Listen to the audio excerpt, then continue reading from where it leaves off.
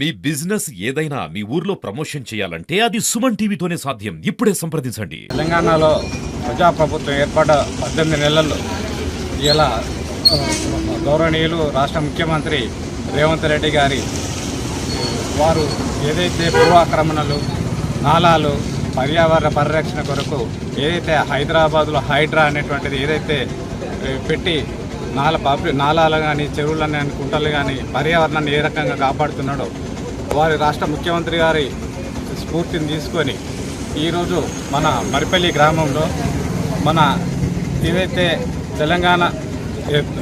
తెలంగాణ ఏర్పడ్డ తర్వాత ఉమ్మడి ఆంధ్రప్రదేశ్లో అప్పుడున్నటువంటి ఇంధనమ్మ రాజ్యంలో ఇక్కడ ఉన్నటువంటి పేదలకు ప్రభుత్వ భూములు పంపిణీ చేయడం జరిగింది. ఇక్కడ పేదలకు పంపిణీ చేయడం భాగంగా అప్పుడున్నటువంటి పురాతనలో అప్పటి కాలంలో కరెంటు ఉత్పత్తి లేని సమయంలో అక్కడ ఉన్నటువంటి రైతులు ప్రభుత్వం అప్పుడు ఉన్నటువంటి నిజాం సర్కార్ ఏదైతే కుంటలు ఏర్పరిచిందో ఆ కుంటనే మల్లయ్య కుంట. ఆ మల్లయ్య కుంట ద్వారానే 748 సర్వే నెంబర్ కానీ దళితులకు సంబంధించినటువంటి భూములకు నీటి ప్రవాహం ఉండేది. అటు నీటి ప్రవాహాన్ని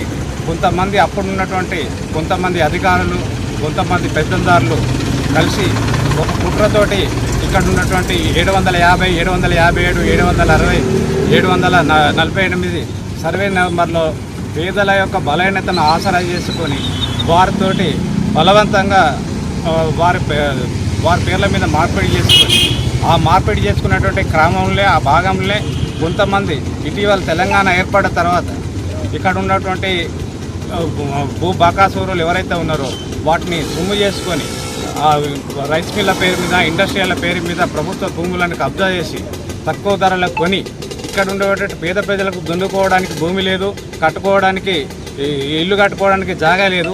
అట్లాంటి గ్రామీణ ప్రాంతాలలో ఎవరైతే డబ్బు ఉన్నటువంటి పెట్టుబడిదారులు గ్రామీణ ప్రాంతాలకు వచ్చేసి భూముల ధరలు పెంచేసి 20 లక్షలు, 30 లక్షలు, 50 లక్షలు ఇట్లా ఎకరాన పెట్టేసి సామాన్యుడు భూమి కొనుక్కోలేని స్థితిలో ఉన్నాడు, సామాన్యుడు ఇల్లు కట్టుకోలేనటువంటి స్థితిలో ఉన్నాడు.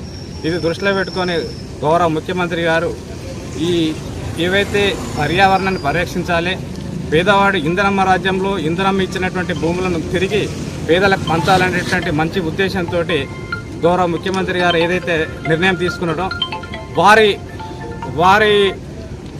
వారి ఆలోచన మేరకే మేము వారిని స్ఫూర్తిగా తీసుకొని ఈ మల్లయ్య కుంటలో రైస్ మిల్లు కబ్జా చేసిరని చెప్పేసి గౌరవ కలెక్టర్ గారికి మేము ఫిర్యాదు చేయడం జరిగింది.